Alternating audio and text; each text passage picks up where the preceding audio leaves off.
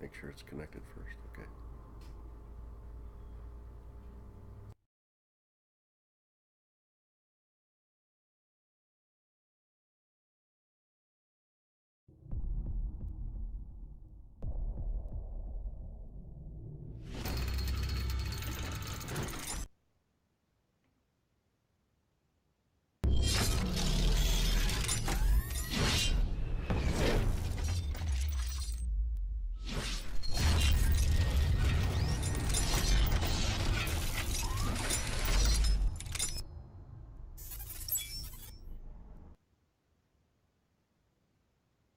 Your host Tony Rhino, and alongside me Donnie Rightside. How you guys doing today? Doing good, absolutely, Tony. Good to be with you on Saturday. All right, man. We're gonna run down some college football for you, and we'll get it right underway. Donnie and I were both on Washington last night, and boy, did they roll! That was a great game, wasn't it, Donnie? Oh, it's beautiful. Hey, man, put more money in my pocket and my client's pocket. That's the name of the game. Yeah, absolutely. Yeah, that was my premium play yesterday, hmm so it really worked out well. All right, guys, let's roll down a couple of games here and talk about these. I know there was a question last night on our channel. Somebody messaged in and really wanted to know about the Baylor game. Baylor at Iowa State. Baylor is ranked 13, and they are minus 17 for this game at noon. What do you think on this game, Donnie? I don't have much on that game, and I'm actually surprised anybody even called or even asked that question on that game. The only thing I have an update on that is the wide receiver for Baylor is not playing in this ball game. But to Right. be honest with you, I haven't looked at this game for more than the set amount that you just said that this game is on the board. So if you're looking at this one, I would just take the points in Iowa State, but I don't know why that game would be on your radar even at all. So I would lean plus 17 at home, Iowa State, catch Baylor in maybe a sleepwalking moment. Their best players out. Maybe they're just on a look-ahead game there, but I would just take the points at home in this one. Yeah, I think that was just a homie that wanted to know Must have about been. that one. So, but at least we answered the question, and that's what we're here to do. Okay, let's see. Northwestern at Iowa. The Hawkeyes are 3-1 in the Big Ten. Northwestern 1-3. The line is minus 12.5. Iowa at home. What do you think on that game? We see a defensive struggle there, Donnie. I mean, that's what you're probably going to be looking at. And Iowa hasn't shown me anything this year that they can be a top ball club or even challenge for the Big Ten title. And this one, again, it's sitting there at 12. Public's on Iowa above 60%. I would just take the points in this one, see where it ends up. Is Iowa going to blow anybody out? I don't think so. I think Northwestern can keep it close. And again, you have to look late in the ball game. If this is a 14-point game or a 20-point game or 18-point game, whatever it might be, 17, Right. Northwestern could probably sneak in under the wire and probably cover that line. So I would lean more towards Northwestern in this one, just taking the points. All right, makes sense. All right, let's jump over to Miami of Florida at Georgia Tech. Georgia Tech Yellow Jackets are 3-1. Miami is 3-0. Line sets at plus 7.5. Georgia Tech at home. I know Miami has been a game that's been on your radar, Donnie. Mine also. That was our college football play of the game last week. Was the Florida Tennessee game under 43.5, and we did lose that game. What do you see out of Miami coming into Georgia Tech Yellow Jackets territory? I think Miami's in a great spot here, and just watching college football pregame all morning long. Been following this game for at least a week. Miami has a bye week. There's no better time to get a bye week than you're going to play a service academy type of offense, and Right. that's the triple option. Air Force, Navy, whoever's going to be bringing that out. You want extra time to prepare for it, and it's always nice. So Miami built in that bye week before the Georgia Tech game. Notoriously, Miami has struggled with Georgia Tech, but this is a completely different regime. If you just look at the numbers here without the teams itself, you have a real coaching staff at Miami. Right. Randy Shannon, Larry Coker, whoever it might be, Al Golden, they're going to struggle in this type of ball game. Key number in here from the past statistics, Mark Richt 8-0 at Georgia Tech. I'm going to take Wow. the Hurricanes in this one. Absolutely. All right, that sounds like a good solid game. All right, definitely one on the radar here is number 22 Texas at Oklahoma State. Line is 2.5. Dante Foreman for Texas Longhorns, key player, and James Washington for Oklahoma State. What do you see out of this game, Johnny? I don't trust Oklahoma State. I haven't trusted them, this whole year. I don't think they're coaching. Now, again, you preface this by saying Texas is not a power that they once were, and Charlie Strong is a good head coach, still trying to get this team back on the map. I just don't trust Oklahoma State in these type of ball games. I think Texas is going to be more physical than Oklahoma State. True. So in this one, in a coin flip type game, just give me Texas in this one. And they're rested for this game as well. So yes. Okay. All right. What's up on we got to absolutely have to talk about the Miami, Miami, Ohio, and the Ohio Bobcats coming into Miami in this game. So Redhawks are 0-4, Bobcats 2-2. I really like the Ohio Bobcats in this game. I believe the line is at 2 on this still, but I see Ohio Bobcats coming in there and winning this game probably by at least a touchdown or more. What do you think, Don? Back in August, I would agree with you and maybe push the ante to 14-plus points. Ohio has nobody in this game. They have a couple wide receivers that are very good. Quarterback is banged up. He has nobody behind him. Their top 4 running backs are out for this one for Ohio. And if you just look at the line itself, Ohio was picked to win the division and probably still will. Miami, well down the rankings. How can an 0-4 team, and right now it's showing up in a lot of places at 2.5 versus a 2-2 team supposed to win the league? The line, is really off here. And again, if both teams were healthy, 14 points would be a normal point spread in this one. Right. I'm going to have to lean towards Miami, Ohio. They haven't shown much this year, but that line is there for a reason. And when you're bringing over defensive backs during the week to play running back, that's never a good scenario. All right, I agree there. So Miami, Ohio gets their first win today. Interesting. Okay. Yeah, exactly. 0-4 team. Who would have thought that? But looks like that line is leaning there. All right, let's talk about Minnesota Golden Gophers, Penn State Nittany Lions. Minnesota, surprisingly, is at 3-0 in the Big Ten, and the line is set in Penn State -3 right now. How do you see this playing out, Donnie? I love this football game. I haven't quite fired on it or made it official play with, but I've been tracking it all week. Both teams are banged up here, but the key ingredient in this one is going to be, as you know, Minnesota loves to play ground and pound, good defense, hang in there throughout the ball game, force the other team to make a mistake and beat them at the end. I think this plays directly into their hands. I don't think Penn State is a very good football team, and it looks like right now that line is right around, I would say 3 points is probably the prevailing line in this one. But the key here is the linebackers that are out for Penn State. Right. The 3 starting linebackers coming into camp was Kabinda, Bell, and Wardham. All 3 of those guys are out. Most recently, the last two, Kabinda and Bell, injured in the past 2 weeks. That's going to play a huge role because one team that all they want to do is play good football. They have a veteran quarterback, very good running game. They're just going to use that ground and pound and try to stay close. And Penn State is not that team. It's not the 1980s with Joe Paterno and, right. The early 90s with John Carter and Kerry Collins. The offense isn't very good. Trace McSorley is a below-average quarterback. The one thing that Penn State has is a very, very good running back in itself, but that's not enough anymore. So just give me the points +3. I think Minnesota has a really good chance of winning this game outright. If they don't, I think they can hang around the chicken coop there and steal these points. Awesome. Yeah, so Minnesota looks like they may go 4-0. The total is at 55. That looks like a solid under to me, Donnie. It's pretty high. Yeah. Anything where Minnesota and over, just that's oil and water. It really doesn't go together. So if you're looking at the over in a Minnesota game, and again, they could get there, but just their playing style is, they would like to go on first down, run it and get 4 yards, second down, run it and get 4 yards, pick up a first down, do it all over again. Right. Okay, let's jump on down to Wisconsin at Michigan. Wolverines are 4-0. The Badgers are 4-0. 2 top-ranked teams, Wisconsin at number 8. Michigan at number 4. The line, though, is interestingly enough at Michigan -10.5. Do you think Michigan can cover that against a tough defense at Wisconsin? To me, looking at this game itself, the odds makers are setting that trap for the public. Right. Because the public saw last week, Tony, as you saw and I saw, Wisconsin went in and beat a good Michigan State team. Not a great one, not as good as in the past years, but a good one on national TV on the road and handled them with ease. Yeah, they did. They set the line at double digits. And every single person, if you're not, really digging in, you say to yourself and go, wait a second, I think Wisconsin might be able to win this game, and you're going to give me 10 points?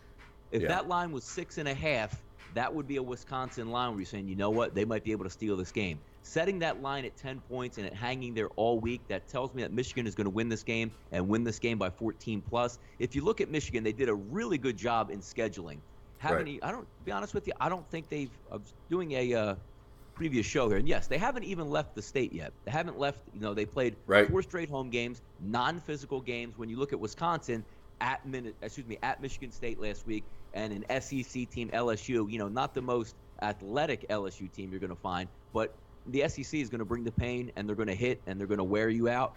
I just look at this game saying a well-rested Michigan team at home versus a team that has been through the grinder already in September. I think Michigan wins by 14 here, Tony. All right. Well, I would tend to agree with you since I'm a homie.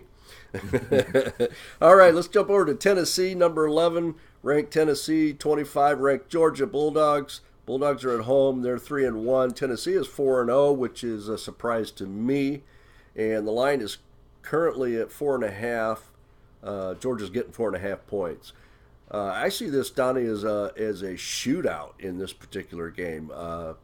It's not normal, I don't think, for Georgia, but I think they're going to have to go to the air and really attack this Tennessee game, get ahead early if they hope to win this game. I mean, just if you look, it's a tough spot for Tennessee. Mm-hmm. I mean, and again, it seems like we're always getting back to, like, you're just naming the names out there saying, like, Georgia. Like, Georgia's usually really good. This Georgia team isn't very good. Came into the season good. No more Nick Chubb. Quarterback inconsistencies, going through a new regime change with Mark Richt going to Miami and Kirby Smart coming in. They should have had their defense already figured out, since that's what Kirby Smart does. They haven't looked like, a normal SEC-type power defense. But this line sitting here, the way it is really baffling to me. Mm-hmm. Because last week they got shelled. So you say, okay, they're going to come back at home in front of their home crowd. Tennessee got one of their biggest victories since maybe even the national championship years with Phil Fulmer.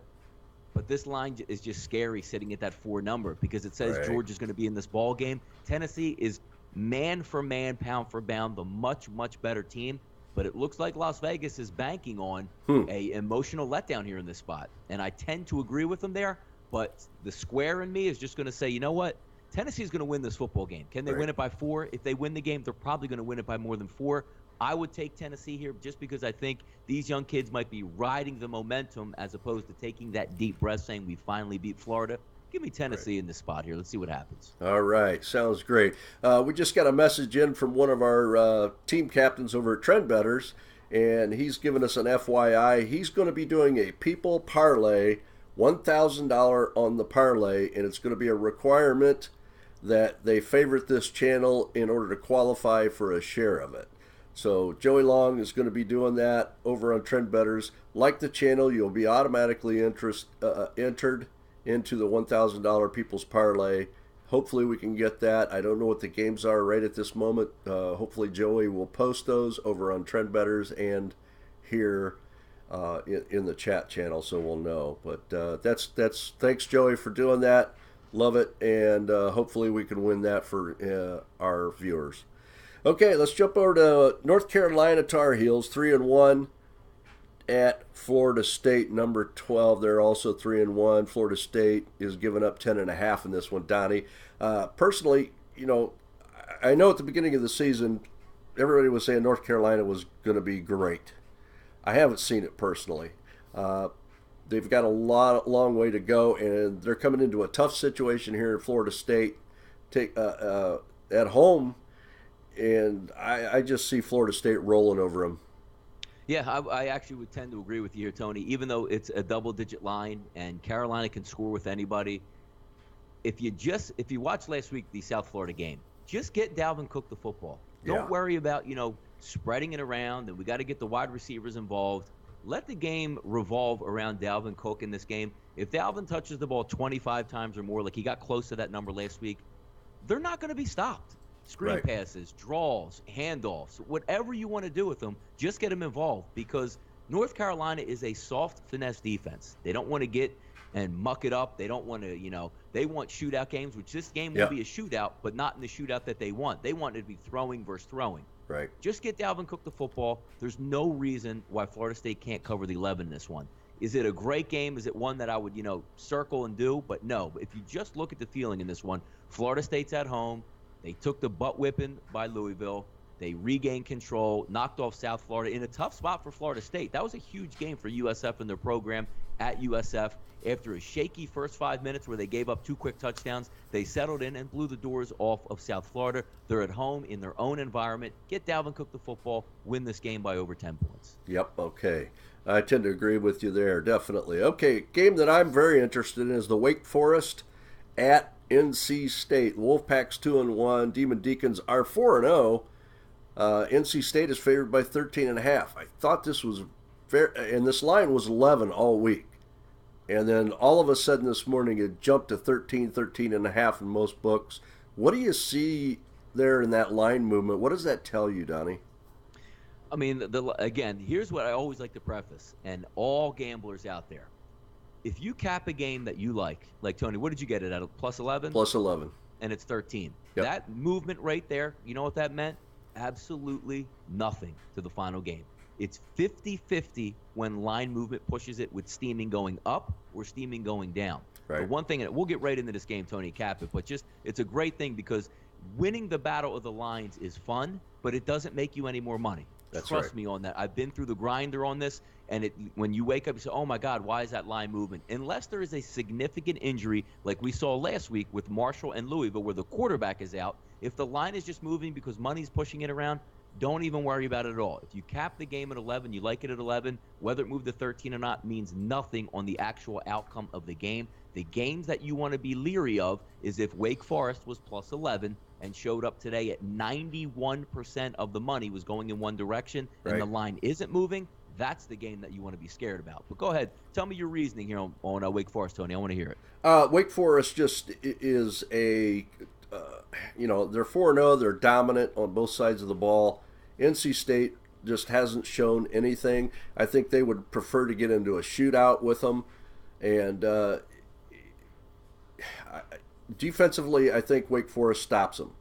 I think they've got a better secondary. I don't think they can throw the ball long over top.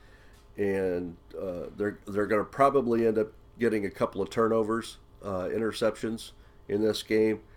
I don't think NC State can stay with them. I think Wake Forest actually wins this game outright. I mean, they're road tested too. I mean, if you take a look at Duke, 24-14 winner. I mean, Duke is a decent ball club, and to beat them in their house by double digits when you're getting points, that's beautiful. Same thing with the Indiana.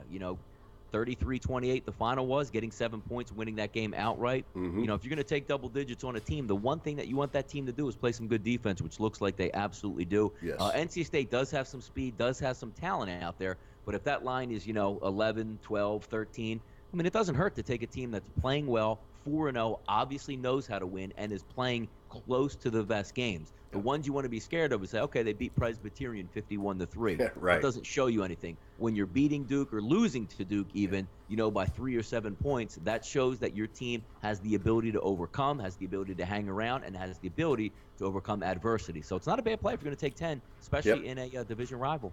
Yes, great information there, Donnie.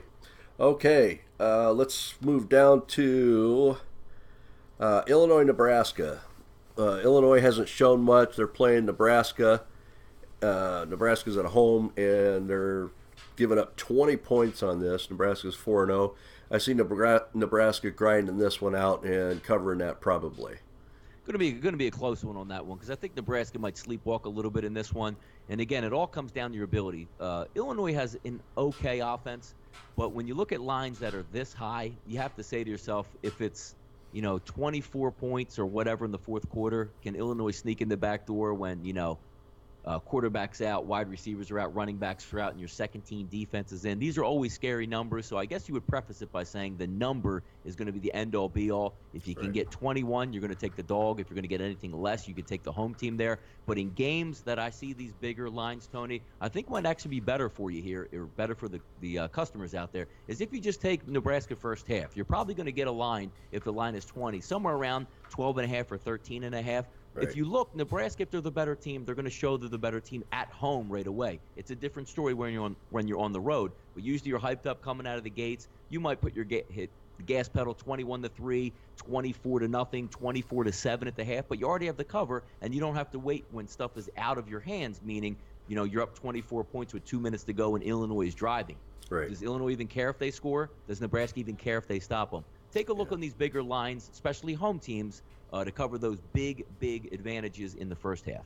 Absolutely, that's great advice for the bettors out there, Donnie. Is that first half line? It's something I tend to stay away from. It's not my forte, but excellent advice there. So, guys, if you get a chance to look at some of these games that have those bigger lines, look at the first halves and see what you can find there. Okay, let's jump down to a game that I know both Donnie and I are on, and we seem to have a little bit of a differing opinion. We won't tell you what that is. But number 18, Utah, comes into Cal Golden Bears, who are 2-2, and the line is a pick'em. What do you see in this game? I mean, you got two good teams playing here. It's going to be a battle, and I think it's going to be a very close game, Donnie. I actually see it differently there, Tony. This was my highest rated game of every single game on the board is the Cal Bears tonight. I have them at -2. The line is showing you can get it at pick'em, or even one outlet has a +1. It's not going to matter here. The one thing, Utah can't score. If you can't score with Cal, you're going to get walked. You can't play good defense against Cal. It doesn't matter. They'll put them 45 up against you. Right. You can't slow it down versus Cal. They're running 100 miles an hour, and as soon as they get Utah down 7-0, Utah's all out of sorts. Utah should have lost to USC last week. Utah went and played a lackluster game at San Diego State, who gets routed by everybody.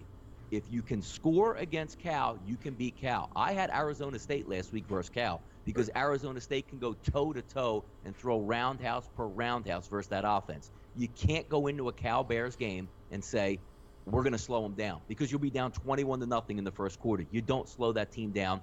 And the one key is you need to get an effective pass rush on Webb and Cal. The two best pass rushers for Utah are either completely out for the game or on one leg. So if you get no pass rush against this team, they're going to throw it 65 to 70 times and slice Utah. I know people say, well, wait, Utah's only given up 2 passing touchdowns on the season. Doesn't matter. They haven't faced Cal. When you play a team like Texas Tech, Cal, Arizona State, everything is completely off the board because they go 100 miles an hour. Webb might be the most effective college passer I've seen in the past 4 to 5 years in college. I just see this game as saying Utah is a very good defensive team, very good offensive team when they play a team with similar style. When they do not play a team similar style, it's an interesting concept because Utah is going to want to play this game close, and Cal is going to throw it all over the field, throwing 5 to 6 yard slants all the way up and down the field. It doesn't fit what Utah likes to do. It's on the road. I see Cal winning this game by 7+ points, and it's the only game right now that I even have on the board today. Interesting. Okay, and I have a completely different take on that. That's what it's about. That's why that line is a pickle. Yeah, absolutely. Which, yeah, that tells you a lot right there, guys, because I think Utah's going to go over the top on them, and they're going to have lights out before they even know it. So there's a couple of different opinions. This is a game you may want to just stay away from. Absolutely. I love it when we have a differing opinion on a game. Yep, see, absolutely.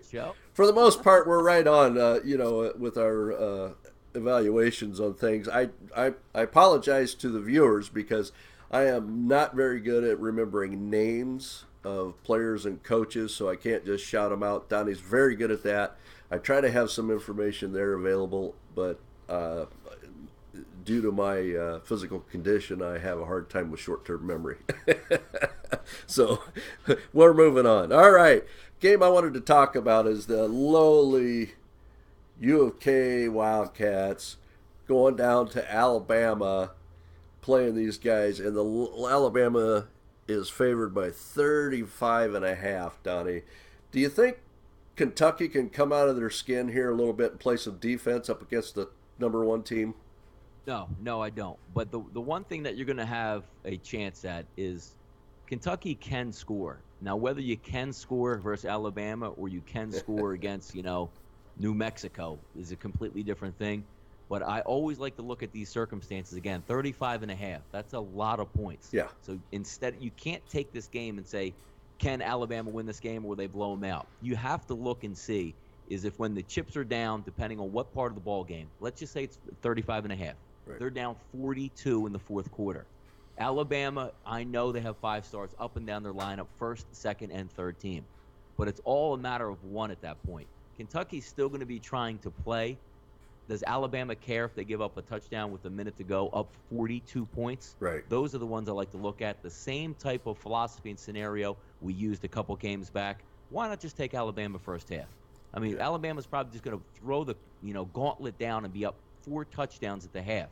Why even mess around with do they care in the second half and can they cover the 35.5? If you like Alabama in this one, folks, don't take full game. Just take the first half because it'll be known right away if this game is going to be a 65-7 game or if they don't care and they're going to let Kentucky hang around and leave them in the ball game and only win by 3 touchdowns. Just take the first half in this one. Don't even worry about that 35.5 for the full game. If they're going to cover this game, full game, they're going to cover it first half.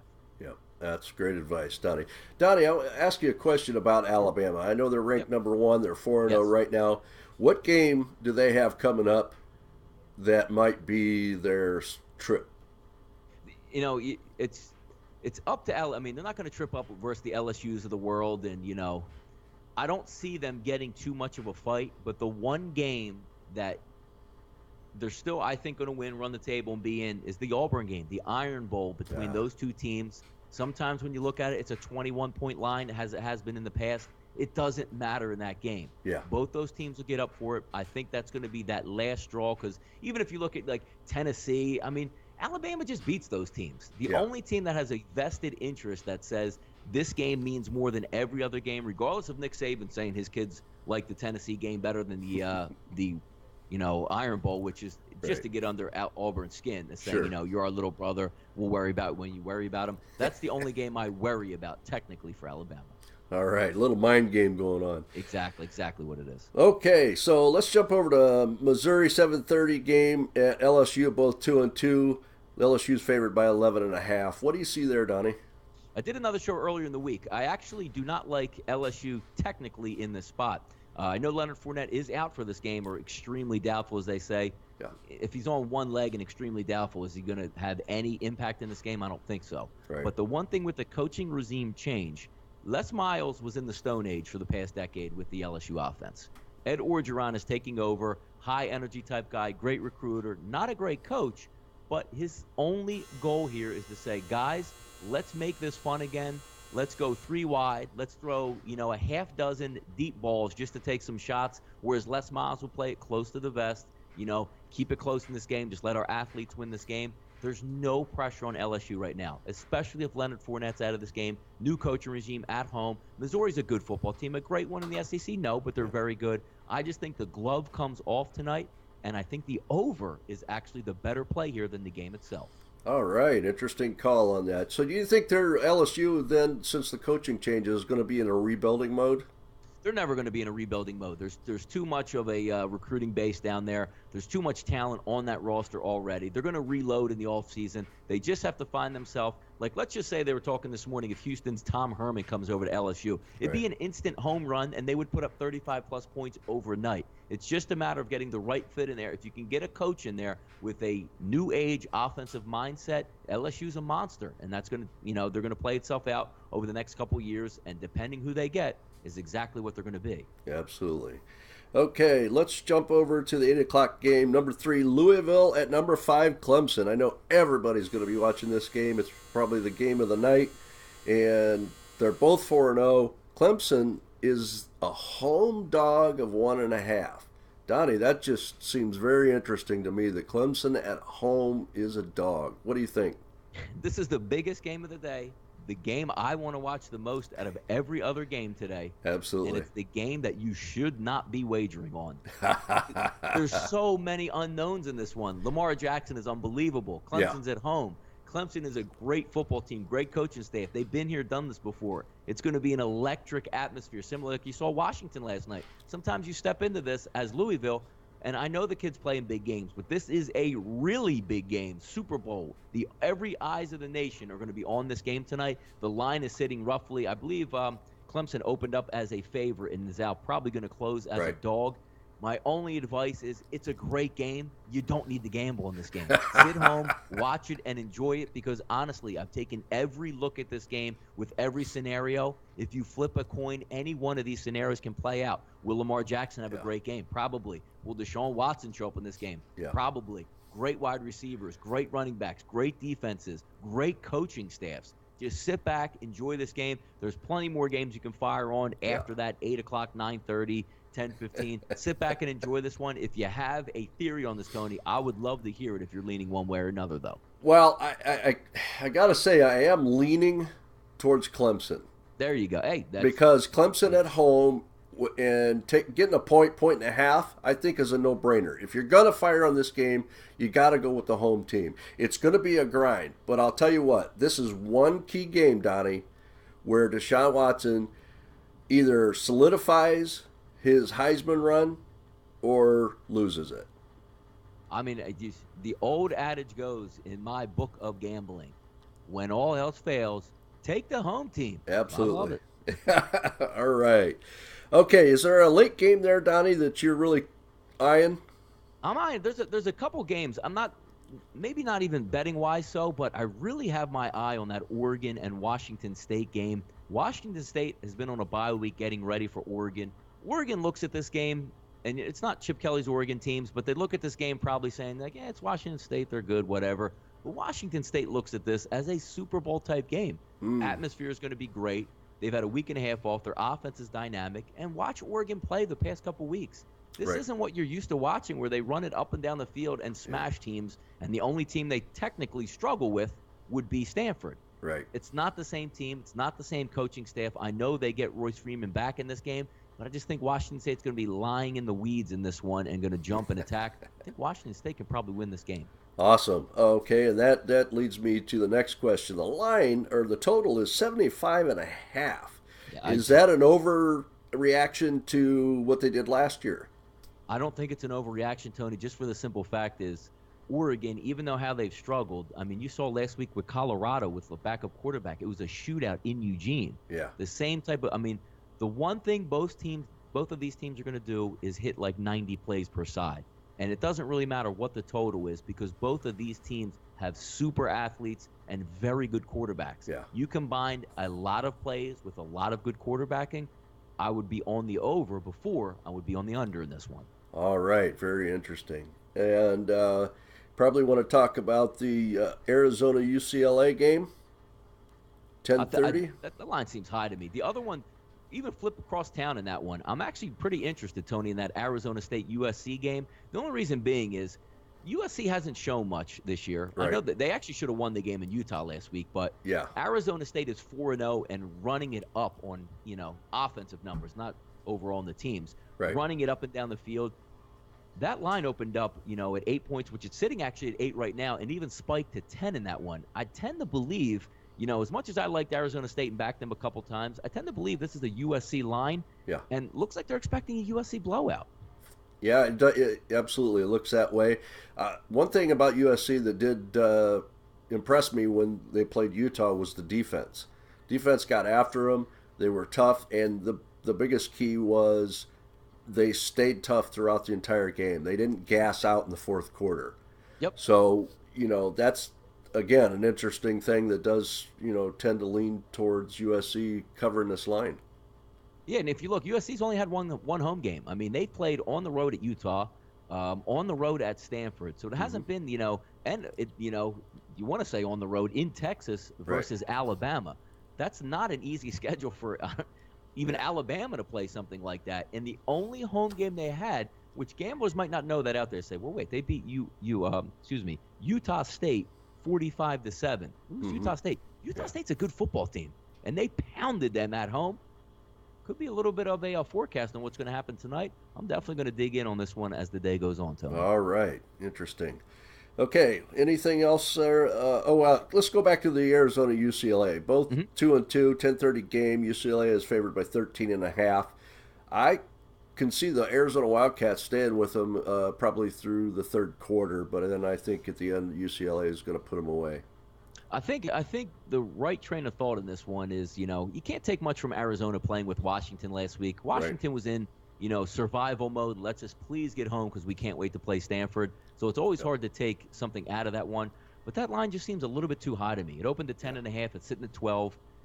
And to be honest, UCLA hasn't shown me that much. They've shown me they can play with good ball clubs, but they haven't shown me that element that they're going to be able to put teams away. Because last week versus Stanford, they had multiple opportunities to seize that game and end the game. They couldn't do it and actually lost the game. Right. So until it's one of those games where you say, you know what, UCLA, until you prove it to me, I'm not going to wager on you. Yeah, I tend to agree with that. I think they were a little bit overhyped. Mm-hmm. Okay. I mean, Rosen is a great quarterback, Yep. but he just hasn't done it yet. I mean, last night, if you watch Browning from Washington, he put it on Stanford. If you watch the week previous, there was a lot of open passes that Rosen missed that could have led them to a victory. Yep, I agree, Donnie. Okay, well, it's been a great show today. We hopefully give you some information that'll help you guys today. Donnie will be digging in. Join him on DonnieRightside.com and at Donnie Rightside VP, or Rightside VP, I'm sorry, and talk to him over there. You can talk to me at Tony the Rhino 1 on Twitch, or send me a message on Facebook. You can get to my pages there. Thanks for joining us on Twitch today. Please follow our channel. We really appreciate it. And remember, guys, we're running the contest for October. All new subscribers at the end of October will win. One of our subscribers will win a week of premium football picks. So keep that in mind. Subscribe to the channel. And then also, Joey Long put up the People's Parlay today. It's a $1,000 bet. We'll try and get those games for you, what they are, and post them. If you want to see what they are, come on over to Trend Betters on Facebook, and we'll post them there. It's been a great show. Great talking to you again, Donnie. Look forward to talking to you tomorrow morning about NFL. And remember, guys, instead of 11 a.m. tomorrow on Sunday, we're going to do the show at 9 a.m., okay, Eastern time. So remember that, and hopefully you'll tune in, and we'll see you then, Donnie. Absolutely. We'll see you tomorrow, Tony. Thank you. All right. Even get to